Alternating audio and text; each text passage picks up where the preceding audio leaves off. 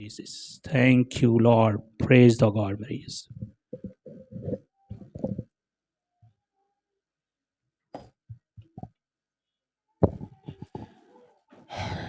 आइए हम सब खड़े हों, जो बैठे हुए हैं वो भी अगर खड़े हो सकें। अरे बाइबल में से हम पढ़ना चाहते हैं और खड़ा होने का मकसद ये है कि हम खुदा के कलाम के एहतराम में खड़े होना चाहते हैं।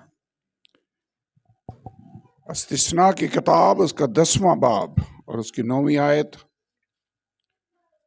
पुराने अहदनामे में से इस्तिस्ना 9वां बाब 10वां बाब आयत नंबर 9। Hallelujah hallelujah.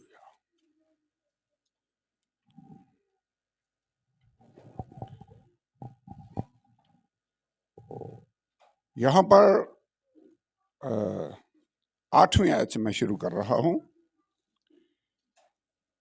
उस मौका पर खुदावंद ने लावी के कबीला को इस गरज से अलग किया कि वो खुदावंद के अहद के संदूक को उठाया करे। अलग किया। बाकी 10 कबीलों में से लावी के कबीले को खुदा ने सेपरेट कर लिया कि वो उसकी खिदमत करे, कि वो खुदावंद के अहद के संदूक को उठाया करे और खुदावंद के हजूर खड़ा होकर उसकी खिदमत को अंजाम दे। कैसे ऑनर की बात है कि खुदा आपको बाकी कबीलों में से सेपरेट कर ले, अलहदा कर ले कि तुम मेरे लिए डेडिकेटेड हो, मखसूस हो, ताकि मेरे अहद के संदूक को कोई और नहीं उठाएगा, तुम उठाया करोगे।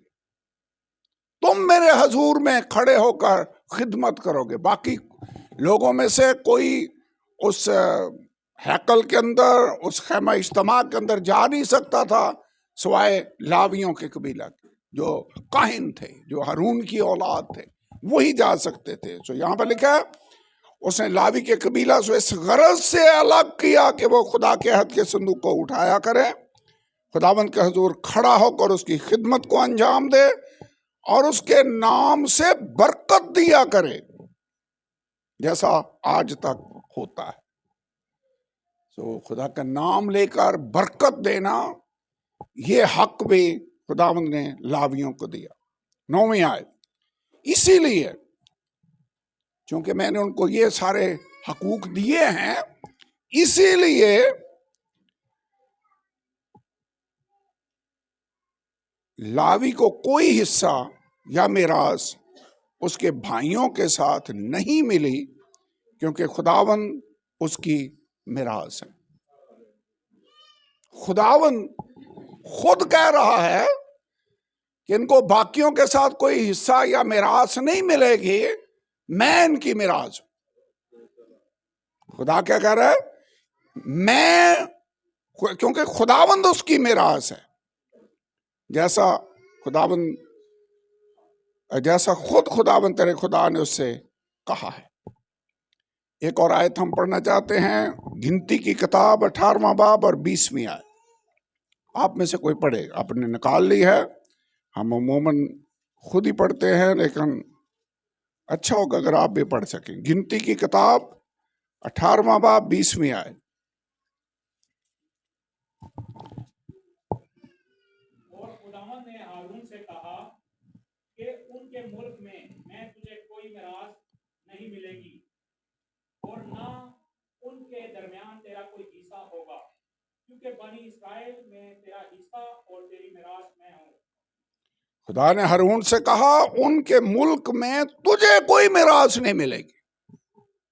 खुदा कह रहा तू बिल्कुल मिरास के बगैर रहेगा और ना उनके दरमियान तेरा कोई हिस्सा होगा, क्योंकि बनी इस्राएल में तेरा हिस्सा और तेरी मिरास मैं हूं। आज इस मौजू पर मैं चाहता हूं थोड़ी देर के लिए गौर करें कि खुदावंद मेरी मिरास है, खुदावंद मेरा हिस्सा है। अगर खुदा आपकी मिरास बन जाए, आपको वो मिल जाए, तो फिर आपको और किस चीज की जरूरत है? मेरा खुदा ही मेरे लिए काफी है। वो मुझे मिल गया तो मुझे सब कुछ मिल गया। मैं खुदावंद अपने खुदा का शुक्र अदा। आइए दुआ करें, अपने अपने लिए कलाम मांगे, खुदावंद से कहें खुदावंद तू मुझसे कलाम कर, अपने कलाम को नाजल कर। तू मेरा हिस्सा है, तू मेरा बखरा है। Hallelujah hallelujah hallelujah hallelujah hallelujah hallelujah. Praise you God, praise you God. Hallelujah, hallelujah, hallelujah, hallelujah.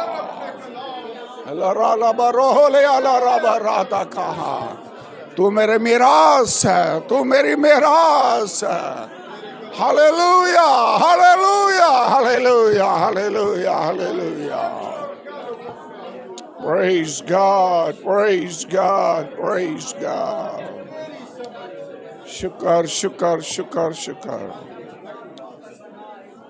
तेरा शुक्र हो, तेरा शुक्र हो, तेरा शुक्र हो, तेरा शुक्र हो, तेरा शुक्र हो। यीशु के नाम में, यीशु के नाम में। अब सब बैठे, तशरीफ रखें। बनी इसराइल के टोटल 12 कबीले थे, और ये 12 कबीले याकूब की, जिसको नाम बदल कर खुदावंद ने इसराइल रख दिया, उसके बेटे थे। उनकी औलाद बढ़कर 12 कबीले बन गई। जब मूसा की रहनुमाई में उन्होंने मिस्र को छोड़ा, उसकी सरहद पर पहुंचे, वहां पर मूसा मर गया और उसके बाद यशवा उनका लीडर बना। यशवा ने उस मुल्क को फतह किया। फतह करने के बाद यशवा की बुक को पढ़कर देखें तो बहुत सी उसकी फतूहात का जिक्र है, लेकिन एक काम जो यशवा ने किया वो ये था कि उसने उस मुल्क को उन कबीलों में तकसीम कर दिया। उसने सरहदें मुकर्रर कर दी कि यहां से लेकर इधर तक ये यहूदा के कबीले का हिस्सा है, यहां से यहां तक ये शमाऊन है, इधर आशर का कबीला है, इधर दान है। बहुत सारे कबीलों को वहां पर मुल्क मिरास में तकसीम कर दिया गया। क्यों? क्योंकि वादा खुदा ने इस मुल्क का उनके बाप दादा इब्राहिम के साथ किया था। तो उनके लिए तो ये मिरास है, उनके बाप दादा की प्रॉपर्टी है। खुदा कह रहा है ये मैंने तुझे दे दिया है। याद है खुदा ने कहा जहां जहां तेरे पांव का तलवा टिके वो जगह मैंने तुम्हें तेरी है, तेरी है। अब उनके बाप दादा की वो जगह है, खुदा ने मिरास में उन कबीलों को वो हिस्से तकसीम कर दिया। लेकिन एक बात नोट करें, ये आपने बाद में जाकर घर स्टडी करनी है, यहां पर स्टडी करने का टाइम नहीं है। वहां पर कुछ कबीले मिसिंग हैं। नंबर 1 तो यूसुफ का कबीले का नाम नहीं है वहां पर जब उसको तकसीम किया गया। उसकी रीजन ये थी कि यूसुफ की जगह उसके 2 बेटे थे, मनस्सी और इफ्राइम, जिनको हिस्सा दिया गया। यूसुफ की जगह उसके 2 बेटों ने ले ली। तो मेरे ख्याल में तो यूसुफ फायदे में रहा कि एक हिस्से की बजाय उसको डबल पोर्शन मिल गया, और डबल पोर्शन का परामर्श खुदा ने प्लॉटों के साथ किया था, लेकिन यहां पर डबल पोर्शन यूसुफ को मिल गया। सो यूसुफ का नाम आपको वहां पर नहीं मिलेगा। एक और कबीला भी है जिसका नाम आपको नहीं मिलेगा, और वो है लावी का कबीला। खुदा ने कहा लावियों को तुम्हारे दरमियान कोई मिरास नहीं मिलेगी। उनको रहने के लिए खुदा ने 48 शहर अता किए, 48 शहर जो मुख्तलिफ हिस्सों में थे। लेकिन वो शहर बाकी कबीलों के जो हिस्से थे उनके दरमियान थे। उन्हीं 48 शहरों में से 6 शहर खुदा ने मिरास के शहर, पनाह के शहर बाद में करार दे दिए। पनाह के शहर आप समझते हैं ना, सिटीज ऑफ रेफ्यूज। यानी अगर किसी से नादानिस्ता किसी का खून हो जाए, वो जानबूझ कर ये नहीं करता, तो वो भागकर अपनी जान बचा सकता था। जो नियरेस्ट पनाह का शहर है वहां पर चला जाए तो वो फिर बच गया। उस शहर के बुजुर्ग उसको अपनी पनाह में ले लेंगे। उसने असाइलम ले लिया, पनाह ले ली उस शहर के अंदर, लेकिन उस उतनी देर तक वो वहां पर रहेगा जब तक उस वक्त का सरदार काहिन मर नहीं जाता, फिर वो वहां से आजाद होगा। आप जानते हैं हमारा सरदार काहिन खुदावंद यीशु मसीह है और वो मर चुका है, इसलिए अब हम आजाद हैं, हम वहां से निकल कर फिर सकते हैं और हम पर मौत का फतवा नहीं है। हम भी उसकी पनाह में आए हैं, लेकिन सरदार काहिन ऑलरेडी मर चुका है। आपको याद है थोड़े दिनों के बाद हम ईस्टर मनाने लगे हैं और यही है हमारे खुदावंद यीशु मसीह की मौत और उसका मुर्दों में से जी उठना जिसको हम मनाने लगे हैं। सो हमारा सरदार काहिन मर चुका है already. Now we are free कि हम उस पनाह की जगह से निकलकर पूरे मुल्क में आजाद फिर सकते हैं और वो बदला लेने वाला आपको हाथ भी नहीं लगा सकता, क्योंकि अब आप उस कैद से आजाद हो गए। कहना मैं ये चाहता हूं कि इनको सिर्फ रहने के लिए जगह खुदा ने दी और कहा कि उन शहरों के जो चारों तरफ जगह है वो इनके चौपायों के चरने के लिए होगी। और शहर और उनकी नवाही बाइबल के अंदर लिखा है खुदा ने इन लावियों को दे दी। ओके, अब मिरास नहीं है, जमीन नहीं है, खाएंगे कहां से? क्या खुदा ने कोई अरेंजमेंट किया? क्या अरेंजमेंट किया? जो लोग कुर्बानियां लेकर खुदा के घर में आते, काहिन उनको खुदा की हजूरी में प्रेजेंट किया करते। सो कहानत का मतलब ही यह था लोगों की नुमाइंदगी खुदा के आगे करनी है और खुदा की नुमाइंदगी पब्लिक के सामने करनी है, दरमियानी का रोल अदा करना है। लेकिन इससे पहले कि मैं आगे बढ़ूं, ये याद रखना है नए अहदनामे के अंदर खुदा ने मुझे और आपको शाही काहिनों का फिरका कहा है। आज के दौर में काहिन मैं और आप हैं। हमने इस दुनिया के सामने खुदा की नुमाइंदगी करनी है और दुनिया की नुमाइंदगी खुदा के सामने दुआ में, शफायती दुआओं में करनी है। हम दरमियानी का रोल अदा करेंगे। तुम शाही काहिनों का फिरका हो। अब इन काहिनों को जिंदा रहने के लिए क्या खुदा ने इंतजाम किया? वो ये था कि जो लोग कुर्बानियां खुदा की हजूरी में लेकर आते, किसको दे रहे होते? खुदा को। खुदा ने कहा ओके, इन्होंने ये कुर्बानियां मुझे दी हैं, इनमें से जो रान है और सीना है ये मैं काहिनों को दे रहा हूं, ये इनका हिस्सा है उठाने हलाने की कुर्बानी के तौर पर। और सोख्तनी कुर्बानी में से उनका हिस्सा नहीं होता था। जो बाकी कुर्बानियां लाते उनमें काहिनों का पोर्शन हुआ करता था। तो खुदा ने अपने खादमों को भूखा रहने दिया, उनका बंदोबस्त किया। वह खुदा हमें भी भूखा नहीं रहने देगा, हमारी जरूरतों को भी वो पूरा करेगा, क्योंकि वो हमारे मांगने से पहले जानता है कि तुम किन किन चीजों के मोहताज हो। अगर हम शाही कायनों का फिरका हैं तो ये सारी बातें हम पर लागू होती हैं। ओके, जो लोग दाई, बाकी 11 कबीलों पर ये हुक्म था कि वो अपनी अपनी दाई की हैकल के अंदर लेकर आएंगे। किसको दी गई? खुदा को। उसने कहा ओके, मैं ये अपनी तरफ से लावियों को दे रहा हूं। वैसे खुदा हकीकत में उनकी मिरास बन नहीं गया। उसने कहा जो मेरा है वो सब तुम्हारा है। याद है मुझसे बेटे के अल्फाज? उसके बेटे ने आकर कहा ओ बाप, तूने मुझे तो बकरी का बच्चा भी नहीं दिया कि मैं अपने दोस्तों के साथ खुशी मनाता, और जब ये तेरा छोटा बेटा आया है जिसने तेरा सारा माल बदचलनी में उड़ा दिया, तो तूने पला हुआ बछड़ा ज़बह किया है और तू खुशी मना रहा है। उसने कहा बेटा, जो मेरा है वो सब तेरा है, लेकिन खुशी मनाना वाजिब था, क्योंकि ये तेरा भाई मर गया था, अब जिंदा हुआ है, खो गया था, अब मिला है, इसलिए हम शादमा हैं। जो मेरा है वो सब तेरा है। सो लावियो, तुम्हें परेशान होने की जरूरत नहीं। दाई क्या मैं तुम्हें दे रहा हूं, कुर्बानियों में से स्पेशल हिस्सा मैं तुम्हें दे रहा हूं। जो मेरा है वो सब तेरा। और फिर इसीलिए खुदा ने कहा मैं तुम्हारी मिरास हूं। खुदावंद खुदा हमारी मिरास है। अब जानते हैं, एक दिन मेरे साथ, अगर आप पढ़ने का टाइम नहीं, लेकिन मत्ती की अंजील अगर आप खोल कर देखें 19वां बाब, मैं इसको सिंपली रेफर करना चाहूंगा।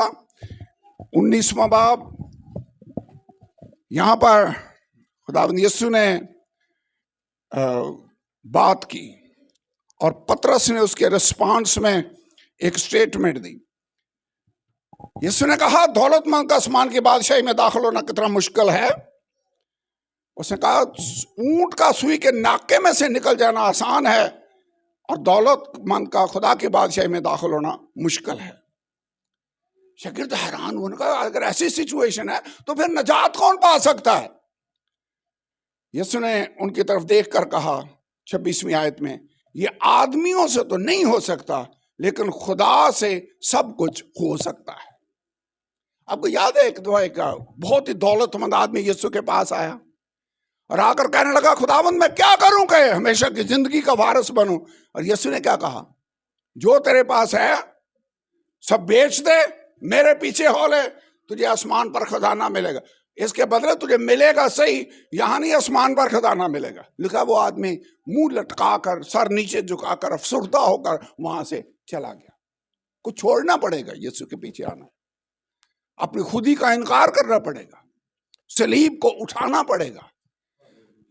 दौलत, उसने कहा दौलतमंद खुदा की बादशाही के वारिस नहीं होंगे, मुश्किल से होंगे। वजह क्योंकि वो लोग दौलत से प्यार करते हैं। सबसे बढ़कर वैसे हमने प्यार किससे करना है? अपने सारे दिल, सारी जान, सारी ताकत, सारी अकल से खुदावंद खुदा से प्यार करना है। दौलत से भी बढ़कर, अपने हर रिश्तेदार से बढ़कर, दुनिया की हर चीज से बढ़कर हमने खुदावंद से प्यार करना होगा। ओके, अगली आयत पढ़े। लिखा है 27वीं आयत, पतरस ने जवाब में उससे कहा देख हम तो सब कुछ छोड़कर तेरे पीछे हो लिए हैं, बस हमको क्या मिलेगा? खुदावंद हमने तो बड़ी कुर्बानी दी है, हमने तो अपनी कश्तियां जाल धो रहे थे, कश्तियां मछलियां पकड़ रहे थे, सब कुछ छोड़कर हम तो तेरे पीछे हो लिए हैं। हमने रिश्तेदार छोड़ दिए, अपने घर बार छोड़ दिए, 3 साल हो गए हम तेरे पीछे चल रहे हैं, हम तो सब कुछ छोड़कर तेरे पीछे हो लिए, हमको क्या मिलेगा? ऐसा क्वेश्चन बनता है भाई, हम दिन रात उसकी इबादत करें, परस्तिश करें, आदमी सोचता है इसके अजर हमें क्या मिलेगा, हमें मिलेगा क्या? आपने कभी सोचा आपको क्या मिलेगा? कुछ ढूंढ रहे हैं, हमें क्या मिलेगा? यीशु ने उनसे कहा देखो मैं तुमसे सच कहता हूं, जब इब्ने आदम नई पैदाइश में अपने जलाल के तख्त पर बैठेगा, जो तुम हो, जो मेरे पीछे हो लिए हो, 12 तख्तों पर बैठकर इसराइल के 12 कबीलों का इंसाफ करोगे, तुम्हें मिलेगा सही कुछ ना कुछ। क्या मिलेगा? हम यीशु के साथ बादशाही करने वाले हैं। एक दिन मैंने आपके साथ बाइबल स्टडी शेयर की थी, हम बादशाह हैं, याद है? मुकाशफा की किताब में यीशु ने कहा, कलाम में लिखा, उसने हमको अपने खून से खरीद कर बादशाही और काहिन बना दिया। और मैंने कहा था आज पार्ट 1 हम स्टडी कर रहे हैं, बादशाह, हम काहिन भी हैं। सो आज पार्ट 2 की हम स्टडी कर रहे हैं, हम काहिन भी हैं। कहानत, हमको मिलेगा क्या? उसने कहा तुमको ये मिलेगा कि तुम मेरे साथ बैठकर दुनिया का इंसाफ करोगे, 12 कबीलों का इंसाफ करोगे। पौलुस यही कहता है, क्या तुम नहीं जानते अगर हम उसके साथ दुख उठाएंगे तो उसके साथ बादशाही भी करेंगे। वैसे इस दुनिया में हम कई दफा प्रॉब्लम्स में से गुजरते हैं, हमें मसीह की खातिर दुखों में से भी गुजरना पड़ेगा। क्या इसका अजर हमें मिलेगा? वो आने वाला है और हर एक को देने के लिए अजर उसके पास है। खुदावंद हमको अजर और सिला और बरकत देगा, और एक अजर जो मिलने वाला है वो ये है, हम उसके साथ बादशाही करेंगे। लेकिन सिर्फ वहां पर ही नहीं, यहां पर भी वो हमें देगा कुछ ना कुछ। पर अभी आयत खत्म नहीं हुई, अगली आयत में कहता है 29वीं आयत, और जिस किसी ने घरों या भाइयों या बहनों या बाप या मां या बच्चों या खेतों को मेरे नाम की खातिर छोड़ दिया है, आपने भी कुछ छोड़ा है, कोई कुर्बानी देनी पड़ी है, आपने कई दफा जो छोड़ा है वो गुनाह ही होता है। कईयों ने शराब छोड़ी है, कईयों ने झूठ बोलना छोड़ दिया है, कईयों ने धोखाधड़ी छोड़ दिया है, करप्शन छोड़ दिया है, अच्छी बात है। लेकिन इसके अलावा सैक्रिफाइस भी कई दफा हमें करनी पड़ती है। कई दफा हमारे रिश्तेदार हमसे कट ऑफ कर देते हैं। यीशु कह रहा है कोई ऐसा नहीं जैसे मेरी खातर खेतों का नुकसान हो रहा है। कई दफा लोगों को जायदाद से आग कर देते हैं कि आप ये बिदती हो गया, इसके साथ कोई ताल्लुक ना रखो। यीशु पता क्या परामर्श कर रहा है? कोई ऐसा नहीं जिसने मेरी खातर भाइयों बहनों बाप माँ बच्चों या खेतों को छोड़ दिया हो, उसको 100 गुना मिलेगा। आगे लिखा है और हमेशा की जिंदगी का वारिस होगा। यहां भी बहुत से आपको भाई बहनें रिश्तेदार मिलेंगे, लेकिन मसीह में होते हुए आपको खुदा फैमिली जरूर अता करेगा और इसके बाद हमेशा की जिंदगी के भी आप वारिस होंगे। हमें खुदा का शुक्र नहीं अदा करना चाहिए कि वो यहां भी हमारी फिक्र करता है। लावियो तुमको मिरास नहीं मिलेगी, लेकिन मैं तुम्हारी फिक्र करूंगा। जो मेरा है वो सब तेरा है। तुम्हारी जरूरियातें जिंदगी पूरी होंगी, लेकिन सबसे बड़ी बात यह है कि मैं तुम्हारी मिरास हूं, मैं तुम्हारा हिस्सा हूं, मैं तुम्हारा बखरा हूं। हम वो ज़बूर अक्सर गाते हैं जब को मर जाए, ऐ खुदावंद मेरे तू ही कर रखवाली। और वहां पर मैं एक उसको ऐसा ये भी कहते हैं, तू मिरास है मेरी। अगर भाई वहीद यहां पर होते तो वो गा कर बताते आप। मैं इतना सिंगर नहीं हूं, लेकिन वो तू मिरास है मेरी, मेरा तू प्याला, जेड़ा मेरा हिस्सा ओदा तू रखवाला। खुदावन तू मेरी मिरास है। मिरास बच्चों को मिलती है। खुदा हमारा बाप है, उसकी मिरास हमें मिलने वाली है। हमारा बाप दौलतमंद है, आसमान के खजाने भरे हुए हैं। मिरास में हमें उसका नाम मिलने वाला है। हम उसके बेटे बेटियां उस अपने बाप के नाम को मिरास में पाते हैं। नाम हमें मिल जाता है बाप का, और खुदा का नाम हमें मिल चुका है। और यही वजह तो थी जब वो जन्म का लंगड़ा हैकल में बैठ दरवाजे पर बैठा उनसे भीख मांगता है, और पतरस ने कहा सोना चांदी तो हमारे पास है नहीं, एक चीज है और वो यीशु का नाम है जो बाप ने हमें दिया है। हम उसके बेटे हुए उस नाम को इस्तेमाल कर सकते हैं। उसने कहा था मेरे नाम से वो बदरुओं को निकालेंगे, बीमारों पर हाथ रखेंगे वो अच्छे हो जाएंगे। मैंने लगा यीशु के नाम में उठ और चल फिर। उनके पास नाम क्या था? सोना चांदी नहीं था, लेकिन एक चीज थी, वो यीशु का नाम था। मिरास में मिला है। लिखा वो फरिश्तों से उसी कदर अफजल हो गया जिस कदर उसने मिरास में उनसे अफजल नाम पाया। यीशु की बात हो रही है, लेकिन हम भी उसके बेटे और बेटी, हम मसीह के, हम मिरास हैं। हम मिरास। अब मिरास का मतलब क्या होता है? मिरास में और भी लोग शरीक हैं। खुदा हमारा बाप है, उसने हमें मिरास में सबसे बढ़कर अपना नाम दे दिया है। उसकी बरकतें हमें मिल जाती हैं। शायद यहां पर हम इतने दौलतमंद ना हो, लेकिन रूहानी तौर पर हम दौलतमंद हैं।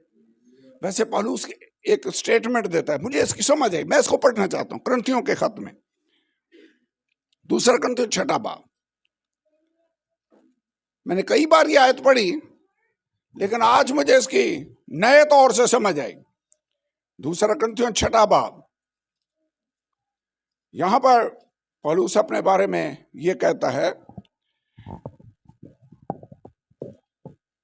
6 बाब की 4 आयत में, खुदा के खादमों की तरह हर एक बात से अपनी खूबी जाहिर करते हैं हमारे, ताकि कोई हम किसी को ठोकर खाने का मौका नहीं देते कि हमारी खिदमत पर हर्फ आए, बल्कि हर एक बात में अपनी जो गुडनेस है, खूबी, वो हम जाहिर करते हैं। बड़ी सब्र से, मुसीबत से, एहतियाज से, तंगी से, कोड़े खाने से, कैद होने से, हंगामों से, मेहनतों से, बेदारी से, फाकों से, पाकीज़गी से, इल्म से, तहम्मुल से, मेहरबानी से, रूहुल कुद्स से, बेरिया मोहब्बत से, कलाम हक से, खुदा की कुदरत से, रास्तबाजों के हथियारों के वसीला से जो देने पाए हैं, इज्जत और बेइज्जती के वसीला से, बदनामी और नेकनामी के वसीला से। आगे लिखा हुआ है, गुमराह करने वाले मालूम होते हैं फिर भी सच्चे हैं। ऐसे लगता है जैसे ये गुमराह लोगों को कर रहे हैं। वैसे कभी ये फतवा सुना है कि वो ये उस चर्च में ना जाना, वहां वो तो तालीम ही ठीक नहीं है, ये तो गुमराही की तालीम है। वो पलूस भी कह रहा है, लगता है लोगों को ये है कि हम शायद गुमराह करने वाले हैं, लेकिन गुमराह करने वाले हम नहीं हैं सच्चे। गुमनामों की मानंद है तो भी मशहूर हैं। मैं जानता कोई नहीं, लेकिन खुदा की नजरों में हम मशहूर हैं। कहता गुमनामों की मानंद हैं मगर मशहूर है, मरते हुओं की मानंद हैं मगर देखो जीते हैं, मार खाने वालों की मानंद हैं मगर जान से मारे नहीं जाते। लोग हमें मारते हैं लेकिन हमारा बचाने वाला हमें बचा भी लेता है। हमें जान से मारे नहीं जाते, मार खाते हैं मगर जान से मारे। गमगीनों की मानंद है लेकिन हमेशा खुश रहते हैं। लगता है जैसे गमगीन है लेकिन अंदर से हम खुश रहते हैं। गमगीनों की मानंद है मगर खुश रहते हैं। इस पर गौर करें। कहता कंगालों की मानंद है मगर बतेरों को दौलतमंद कर देते हैं। है कंगाल। वैसे पतरस और यूहन्ना ने इकरार किया कि हम कंगाल हैं, सोना चांदी तो है नहीं, लेकिन कहता है हम औरों बतेरों को दौलतमंद बना देते हैं। वजह क्या है? जिनको यीशु मिल जाता है वो दौलतमंद तरीन दुनिया के लोग हैं। जिनको यीशु का नाम मिल जाता है वो दुनिया का सबसे बड़ा असासा है जो उनको मिल गया है हम नादार लेकिन बतेरों को दौलतमंद बना देते हैं। खुदावंद का शुक्र हो, कंगालों की मानंद हैं मगर बतेरों को दौलतमंद कर देते हैं। नादारों की मानंद हैं तो भी सब कुछ रखते हैं। वैसे ना, ये वैसे कॉन्ट्राडिक्टरी नहीं है नादार लेकिन सब कुछ रखते हैं। है कंगाल लेकिन दौलतमंदों के औरों को हम दौलतमंद बना रहे हैं। हमें खुदा का शुक्र अदा करना चाहिए। इसका मतलब यह है गो इस दुनिया की चीजों में से के एतबार से शायद हम कंगाल हों, शायद मार खा रहे हों, शायद बेइज्जती हो रही हो, लेकिन खुदा में होते हुए हमारा एक मुकाम है, हमारे पास नाम है, और जो कुछ हमारे खुदा का है वो कहता है वो सब मेरा बेटा तेरा है और मैंने अपना नाम तुझे दे दिया है क्योंकि तू मेरा फर्जंद है, तू मेरा बेटा है। दुल्हन जब दूल्हा के साथ मंसूब होती है तो एक काम जो होता है वो उसका नाम उसको मिल जाता है। लोग कई दफा कहते हैं निकाहनामा दे दें। क्यों? क्योंकि हमने अब शनाख्ती कार्ड चेंज करवाना है। अब मेरे बाप का नाम दुल्हन के साथ नहीं लगेगा बल्कि मेरे शौहर का नाम लगेगा। नाम चेंज होता है वैसे। क्यों जी? हम यीशु की दुल्हन है, हमें उसका नाम मिल जाता है। मिरास में हमने अफजल नाम पाया। बेटे बेटियां होते हुए नाम मिलता है, दुल्हन होते हुए भी हमें नाम मिलता है। हमें तो हर तरफ से यीशु का नाम मिल जाता है। खुदा का शुक्र हो। मैं अपने खुदा का शुक्रगुजार हूं कि हमें सबसे बड़ी दौलत जो दुनिया में मिली है वो खुदावंद यीशु मसीह है। बाइबल के अंदर लिखा है खुदा की बादशाही, आसमान की बादशाही उस सौदागर के मानंद है जो कीमती मोतियों की तलाश में था। वैसे आप भी कुछ ढूंढ रहे हैं, सर्च कर रहे हैं। यह आदमी था जो कीमती मोतियों की तलाश में था।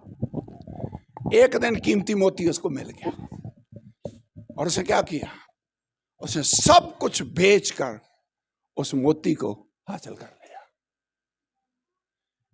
आसमान की बादशाही खेत में छुपे हुए खजाने की मानंद है, जिसको जब एहसास हुआ कि इस खेत में खजाना है तो उसने अपना सब कुछ बेच दिया और जाकर उस खेत को खरीद लिया, क्योंकि उसे आइडिया हो गया था कि ये सबसे कीमती चीज है, ये सबसे वैल्यूएबल चीज है। अब जानते हैं मेरे भाइयों और बहनों, सबसे कीमती असासा जो हमारे पास है वो खुदावंद यीशु मसीह है जो हमको मिल जाता है। और जब हमें यीशु मिल गया तो हमें सबसे कीमती मोती मिल गया है। जब हमें यीशु मिल गया तो हमें सबसे बड़ा खजाना मिल गया है। और हमें अब इसके लिए शायद हमें सब कुछ छोड़ना पड़े, लेकिन अगर यीशु मिल गया तो वही हमारे लिए काफी है। लावियो, इस दुनिया में तुमको मैं हिस्सा नहीं दूंगा क्योंकि मैं तुम्हारा हिस्सा हूं। तू मिरास है मेरी, मेरा तू हिस्सा है। बखरा है, बखरे का मतलब भी पोर्शन है, हिस्सा। ये मेरा हिस्सा है, हमारा हिस्सा, हमारा खुदावंद खुदा। आप जानते हैं जब हम आसमान में जाएंगे तो वहां हमें क्या मिलने वाला है? उस नए यरूशलेम शहर के अंदर लिखा है वहां पर रोशनी की हाजत ना होगी, क्योंकि बर्रा ही उस शहर का चिराग होगा और खुदा के बंदे वहां पर मौजूद होंगे। वो दिन रात उसकी इबादत करेंगे और खुदा का खेमा आदमियों के दरमियान होगा। जो सबसे बड़ा खजाना हमें मिलने वाला है वो खुदावंद यीशु मसीह की हजूरी है, जो वो हमारे साथ होगा और उसके बंदे उसका मुंह देखेंगे। हमारे सबसे बड़ा खजाना खुदावंद यीशु मिलने वाला है। अगर कोई पूछे आपको क्या मिलने वाला है, हमें क्या मिलेगा?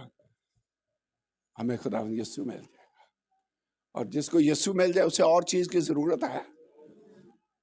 वही तो सबसे कीमती चीज है, वही सबसे कीमती मोती है, वही सबसे कीमती असासा है। हमारा रवैया ऐसा ही होना चाहिए कि खुदावंद अगर तू मुझे मिल जाए, और फिर जिनको एहसास हो जाए कि खुदावंद ही सबसे ज्यादा वैल्यूएबल चीज है जो इस दुनिया में मौजूद है, तो फिर वो और किसी चीज की परवाह नहीं करेंगे। वो सिर्फ इसी बात की फिक्र रखेंगे कि खुदावंद हमारा खुदा हमारे पास हो, वो ना हमसे जाने पाए। भाई बहने रिश्तेदार, दुनिया की चीजें, खेत खजाने शायद हमें खोने पड़े, लेकिन अगर यीशु मिल गया तो ये सौदा घाटे का नहीं है। खुदावंद तेरा शुक्र। कितने जो खुदा की हजूरी को फील कर सकते हैं? जब खुदा ने आपको अपना पाक रूह दिया तो खुदा की हजूरी आपके अंदर है, आप उसको फील कर सकते हैं। और बाइबल के अंदर लिखा है खुदा ने ये खजाना मिट्टी के बर्तनों में रखा हुआ है। मिट्टी का बर्तन कौन है? आपका बदन। क्यों भाई जी? मिट्टी का बर्तन कौन सा है? ये बॉडी मिट्टी से बनाई थी खुदा ने, लेकिन इसके अंदर खजाना है। और खजाना कौन सा है? खुदावंद यीशु का रूह। खुदावंद यीशु का रूह क्या है? खुदा जो रूह की सूरत में हमारे अंदर है। क्या तुम नहीं जानते तुम रूहुल कुद्स का मक़दस हो, क्योंकि खुदा का रूह तुम में बसा हुआ है। आइए उसका शुक्र अदा करें। खुदावंद तेरा शुक्र हो इस बड़े खजाना के लिए। अभी और बातें हैं जो मैंने करनी है, लेकिन आइए उसका शुक्र अदा करें। इस बड़े खजाने के लिए उसका शुक्र अदा करें। इस हकीकत के लिए कि हमें सबसे दुनिया की कीमती मिरास मिल गई है। खुदावंद तेरा शुक्र हो, मुझे तू मिल गया है। तू दुनिया का मालिक है, तू शहंशाहों का शहंशाह है। आई खुदावंद तू बड़ा खजाना है जो मुझे मिल गया। मैं तेरी हजूरी के लिए तेरा शुक्र अदा करता हूँ। Hallelujah hallelujah hallelujah hallelujah hallelujah hallelujah hallelujah hallelujah hallelujah. राला बरा हो रियाला बरा बाता रबजा हिलाला राला हाला बरा बाता रहा। Hallelujah hallelujah hallelujah hallelujah hallelujah राला रिया रबाता राजा रबाला। Hallelujah hallelujah hallelujah hallelujah hallelujah hallelujah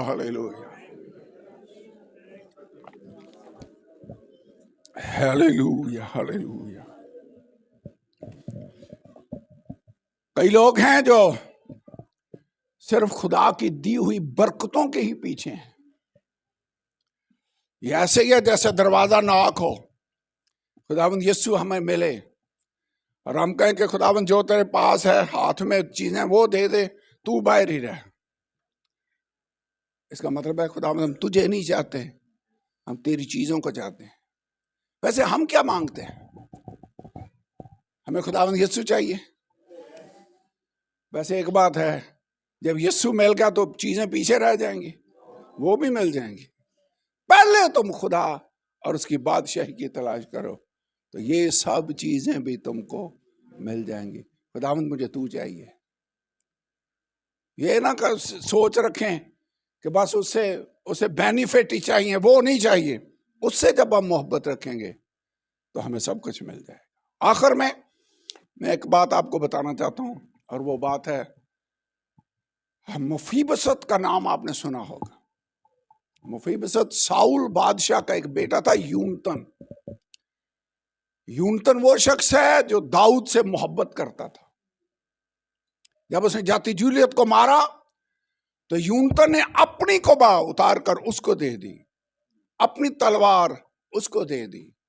अपना, हालांकि वो शहजादा था, अपने राइट्स लगता है उसे दे रहा है, जो कि यूनतन दाऊद से अपनी जान के बराबर मोहब्बत रखता था।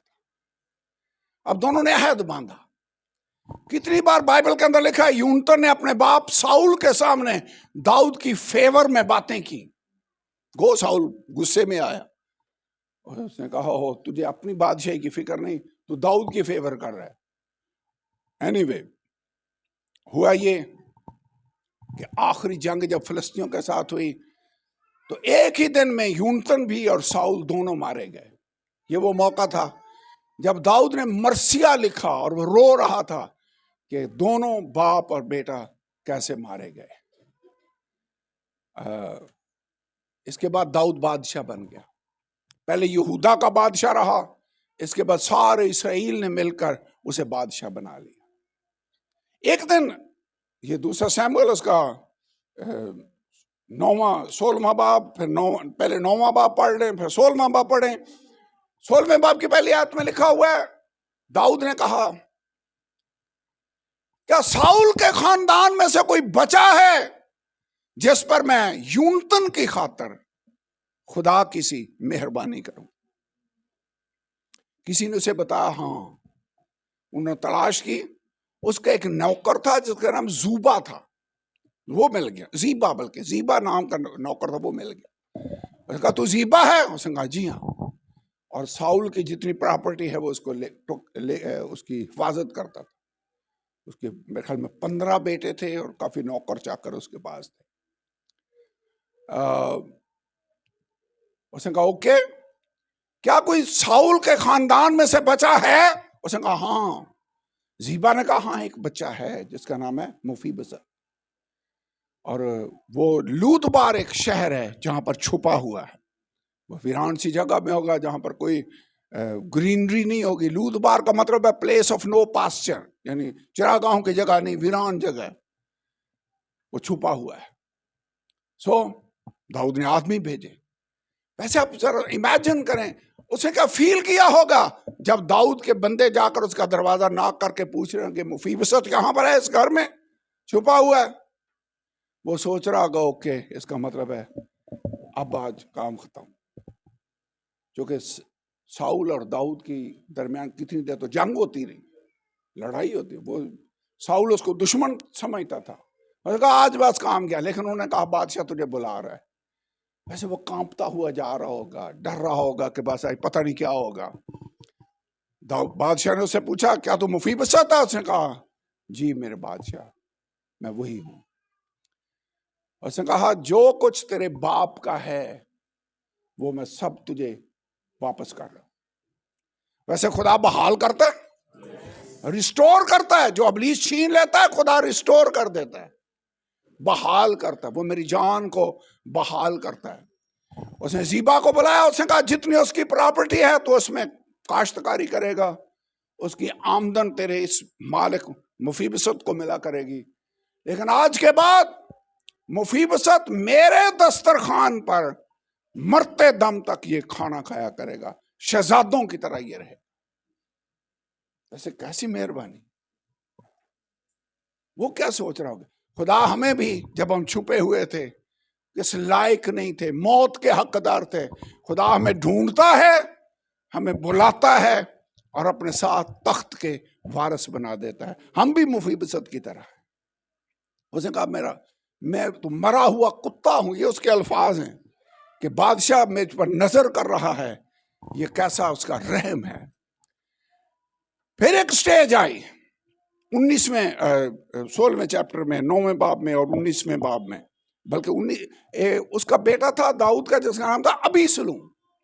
अबीसलूम ने बगावत कर दी, दाऊद को शहर छोड़कर भागना पड़ा। और जब दाऊद जा रहा है तो ये जीबा खादम, जिसका मैंने आपको जिक्र किया, साउल का नौकर था, वो गधों पर किशमिश और जो मेवा और अंजीर और ये लाद कर, खुश्क फ्रूट लाद कर लाया। कहने लगा ये मेरे मालिक बादशाह के लिए मैं सफर में खाने के लिए दे रहा हूं। उसने पूछा तेरा मालिक किधर है, मुफीबसत किधर है, वो क्यों नहीं आया? उसने कहा वो नहीं आया क्योंकि वो सोच रहा था शायद आज मेरे बाप की सल्तनत मुझे फिर वापस मिल जाए। ये उसने झूठ कहा। मुफीबसत को वो जानबूझकर नहीं लेकर आया था। वो शायद सोच रहा था कि ये लंगड़ा सा मुझ पर ऐसे हुक्मरान है, हम ऐसे क्यों इसको हम पर रखा हुआ है। एनीवे, उसने धोखा दिया अपने मालिक को। वैसे अपने मालिकों को धोखा नहीं देना चाहिए, उसने उसको चीट किया। एनीवे, दाऊद ने कहा ओके ज़ीबा, आज से जो कुछ तेरे मालिक है वो सब तेरा हो गया। वो तो बड़ा खुश होगा कि मेरा फ्रॉड तो आई काम आ गया कि अब मुझे मुफीबसत को जवाब दे नहीं होना पड़ेगा, अब सब कुछ मेरा है, सब कुछ मालिक मैं बन गया। बगावत खत्म हो गई। मैं इसकी डिटेल में नहीं जा रहा, मैं सिंपली आपको मुख्तसर कहानी बता रहा हूँ। बगावत खत्म हो गई, अबी सलूम मारा गया, उसको शिकस्त हुई। दाऊद फिर वापस यरूशलेम में आया बहसीयत बादशाह के। जब ये वापस आया तो मुफीबसत उसको मिलने के लिए गया। उसने कहा मुफीबसत तू है? ये यहां मैं चाहता हूं एक आयत पढ़ लें, 19वां बाब आयत नंबर 24 से। दूसरा सैमुअल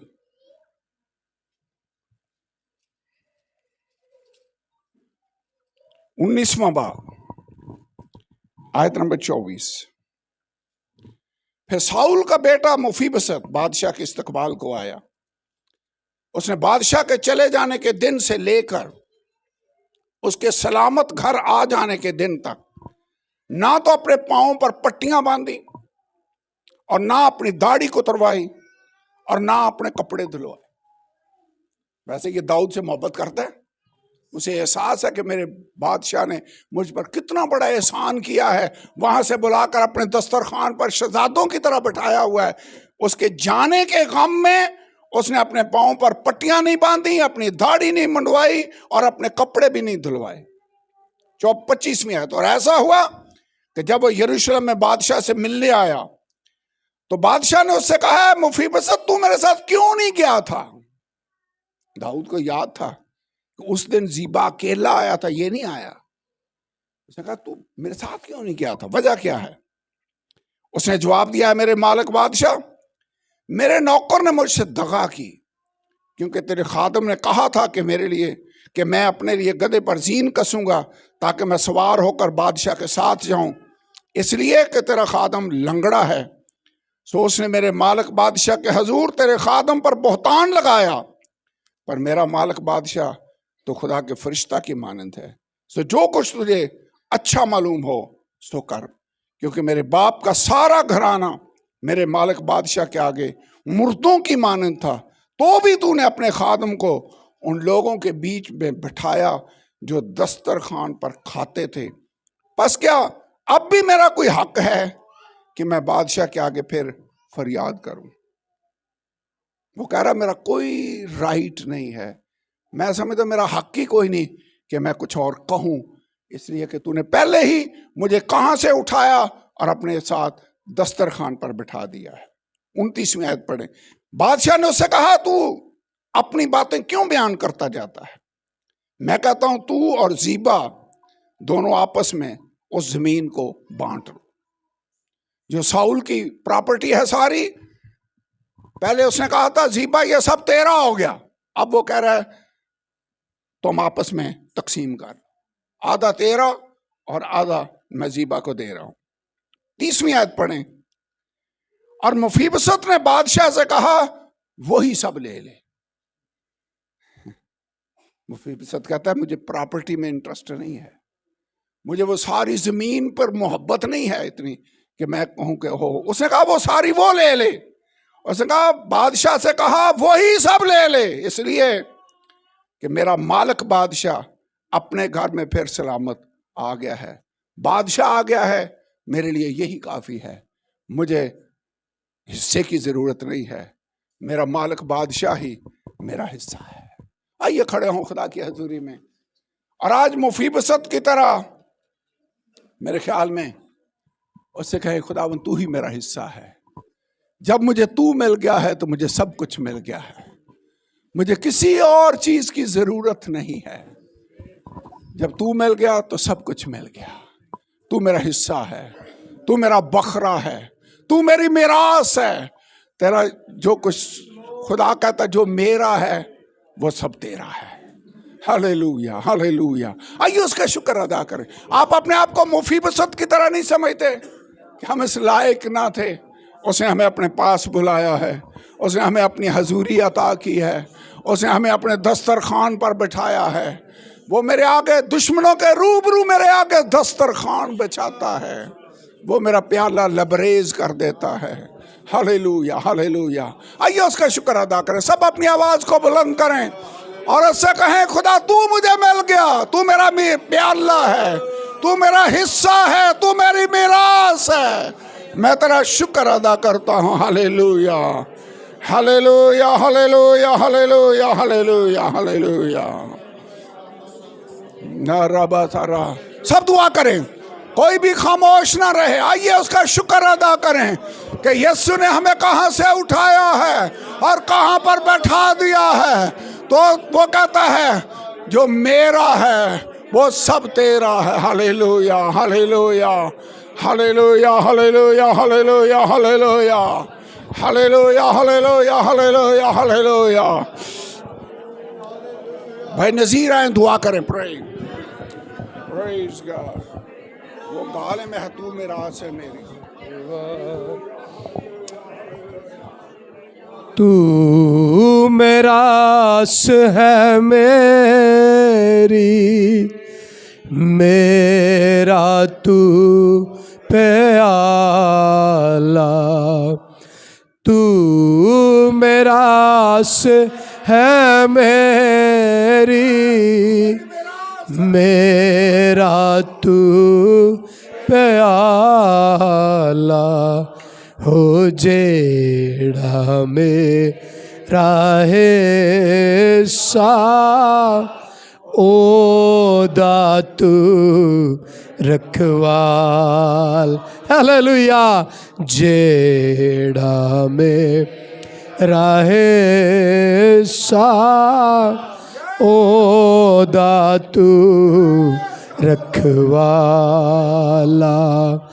ऐ खुदा वंद मेरे, तू कर रखवाली, मेरा सब भरोसा तू है। यस लॉर्ड, तू मेरा आसरा, तू मेरा भरोसा, तू मेरी मेरास का हिस्सा और मेरा अच्छा हिस्सा है। मैं तेरा शुक्रिया अदा करता हूँ मेरे खुदावंद खुदा। तू हमारी मेरास बन जाता है, तू हमारी मेरास बन गया है। मैं तेरा शुक्रिया अदा करता हूँ। हम इस लायक नहीं थे, हम तो खुदावंद दुनिया में धुकतारे हुए थे। तूने अपने फजल से हम पर तरस खाया, हम पर रहम किया और हमें बचा लिया। और तूने खुदावंद हमें दुनिया में से निकाला, तूने हमें हमारी उस बुरी हालत से निकाला और हमें अपने साथ बिठाया। ये शर्फ तूने दिया, तेरा ये फजल था, तेरी ये मेहरबानी थी, तेरा ये रहम था। खुदावंद आज भी जब हम पीछे मुड़कर देखते हैं, जब आंखें बंद करके देखते हैं, हमें पीछे कुछ नजर नहीं आता। हाँ, बस एक ही हाथ है जो हमें संभाले हुए नजर आता है और वो तेरा फजल है जो हर सुबह हमें जिंदा रखता है। हालेलुया। मैं तेरा शुक्रिया अदा करता हूँ, मैं तेरा शुक्रिया अदा करता हूँ। तू हमारी मिरास है और जिसकी मिरास तू है उसकी जिंदगी में कोई कमी नहीं रहती। Hallelujah, hallelujah. जो तुझे अपना हिस्सा बना लेते हैं उन्हें सब कुछ मिल जाता है। क्योंकि तू कायनात का मालिक है, क्योंकि तू रब्बुल अफ़वाज है। और इसलिए मुबारक है वो जिसकी मिरास खुदावंद खुदा है। हालेलुया। मुबारक है वो जिसकी मिरास मेरा खुदा है। हालेलुया। मैं तेरी तरफ अपनी आंखें रखूंगा, खुदावंद मेरी आंखें तुझ पर रहेंगी, क्योंकि मुझे हरगिज कमी नहीं। तू मेरी मिरास और मेरा ऊंचा सींग है। मैं तेरे जिंदगी बख्श कलाम की इस इनकरेजमेंट के लिए तेरा शुक्रिया अदा करता हूँ। तू बेसहारों का सहारा बन जाता है, जो दुनिया में मायूस है तू उनकी उम्मीद बन जाता है। मैं तेरा शुक्रिया अदा करता हूँ। खुदावंद बख्श दे तेरे लोग इस बात को अंडरस्टैंड करें कि तू हमारी मिरास है, यीशु के नाम में आमीन आमीन। आज के बाद अपने आप को कभी गरीब ना समझें। गो हम गरीब हैं, नादार हैं, लेकिन दौलतमंद हैं। क्यों दौलतमंद हैं? हमारे पास वो खजाना है जो दुनिया का सबसे कीमती खजाना है। हमें यीशु मिलने वाला है। यीशु की हजूरी, हमारी जन्नत यही है। आपको पता, हमें शायद हमारे बाइबल के अंदर हूरों का कॉन्सेप्ट नहीं है, दूध और शहद की नहरों का कॉन्सेप्ट नहीं है कि वो हमें मिलने वाली हैं। लेकिन दूध और इन चीज़ों से बढ़कर जब यीशु हमें मिल गया, उसकी हजूरी में हम रहे, तो बस फिर और चीज़ किसी की ज़रूरत नहीं। आपको पता है, पतरस, याकूब और यूहन्ना को लेकर यीशु पहाड़ पर गया। वहाँ जब उसने अपना थोड़ा सा जलाल उनको दिखाया तो उनका नीचे आने को दिल नहीं कर रहा था। वो कह रहे थे, खुदावंद यहीं पर 3 डेरे लगा लें, एक तेरे लिए, एक मूसा के लिए और एक एलिया के लिए। लेकिन वो जानता ना था क्या कह रहा है। लेकिन एक बात जाहिर है, वो चाह रहा था यहीं पर ही डेरे लगा लें और नीचे ना जाए, लेकिन नीचे जाना जरूरी था। एनीवे, खुदा की हजूरी मिल गई तो फिर वही काफी है, वही इनफ है। सब चीजों से बढ़कर खुदा की हजूरी हमारे लिए इंपॉर्टेंट है। मिरास तो मरने पर, बाप के मरने पर मिलती है, लेकिन हमारा बाप अब्दुल्लाबाद जिंदा है। वो अभी हमें सारा कुछ दे रहा है। लावियों को उसने इस दुनिया में ही चीजें देना शुरू कर दी। उसने कहा, जो मेरा है, ये कुर्बानियां मैं तुम्हें हिस्सा दे रहा हूं, ये दायकियां मैं तुम्हें दे रहा हूं, ये रहने के लिए जगह मैं तुम्हें दे रहा हूं, ये 48 शहर तुम्हारे लिए हैं। गो भी बाप जिंदा था और वो हमेशा जिंदा रहेगा, लेकिन उसकी बरकतें हमें यहीं पर ही मिल रही हैं। हम उसके शुक्रगुजार हैं। खुदावंद, तू मेरी मिरास है, तू मेरा हिस्सा है, तू मेरा पोर्शन है, तू मेरा हिस्सा है। कहता लोग हिस्से बांटते हैं, तेरा हिस्सा कौन सा है? हमारा हिस्सा कौन सा है? खुदा हमारा हिस्सा है। अब सब बैठे, तशरीफ रखें। एक बच्चा है जिसको हम डेडिकेट करना चाहते हैं। खुरम, अपने बच्चे को लेकर अगर आगे आ जाएं, लेट अस डू इट। इस बच्चों के लिए हम शुक्रगुजार हैं। बाइबल के अंदर लिखा है, औलाद खुदा की तरफ से मिरास में मिलती है। मिरास, ये भी हमारी एक मिरास है जो खुदा ने हमें दिया है, खुदा की तरफ से। तो खुदा बहुत सी बरकतें देता है, औलाद उनमें से एक बरकत है।